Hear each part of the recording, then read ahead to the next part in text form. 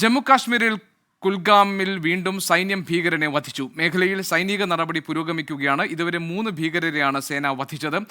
അച്യുതനുണ്ട് ഡൽഹിയിൽ നിന്ന് വിവരങ്ങൾ നൽകാൻ. അച്യുതൻ, എന്താണ് പുതിയ വിവരങ്ങൾ? ഗോപി കൃഷ്ണൻ, ഇന്നലെ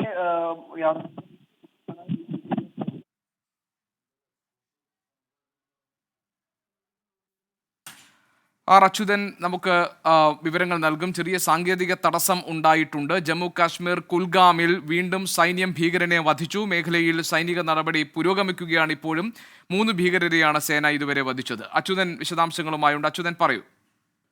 ഗോപികൃഷ്ണൻ, കഴിഞ്ഞ 2 ദിവസമായി തന്നെ ഈ മേഖലയിൽ സൈനിക നടപടി പുരോഗമിക്കുകയാണ്. ഇതിനു മുൻപ് 2 ഭീകരരായിരുന്നു സൈന്യം വധിച്ചിരുന്നത്. തുടർന്ന് 3ാമത്തെ ഭീകരന്റെ സാന്നിധ്യം തിരിച്ചറിഞ്ഞ സൈന്യം ഇന്നലെ ഉച്ചയോടുകൂടിയാണ് ദൗത്യം വീണ്ടും ആരംഭിച്ചത്. ഇതിനിടയിൽ സേനയ്ക്ക് നേരെ വെടിവയ്പുണ്ടായി. എന്തായാലും മണിക്കൂറുകൾ പിന്നിട്ട് സേന 3ാമത്തെ ഭീകരനെ കൂടി വധിച്ചിരിക്കുകയാണ്. എന്തായാലും തുടർന്നും ഈ മേഖലയിലുള്ള പരിശോധനയും തെരച്ചിലും തുടരുകയാണ്.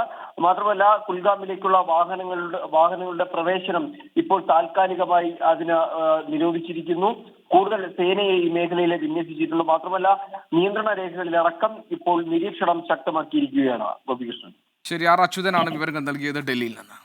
ലോകത്തെവിടെയായാലും ഏത് സമയത്തും 24 വാർത്തകളും ഓഗ്മെന്റഡ് റിയാലിറ്റി പാക്കേജുകളും എക്സ്പ്ലെയിനറുകളും വിശദമായി കാണാൻ ഞങ്ങളുടെ യൂട്യൂബ് ചാനൽ നിങ്ങൾക്ക് സബ്സ്ക്രൈബ് ചെയ്യാം.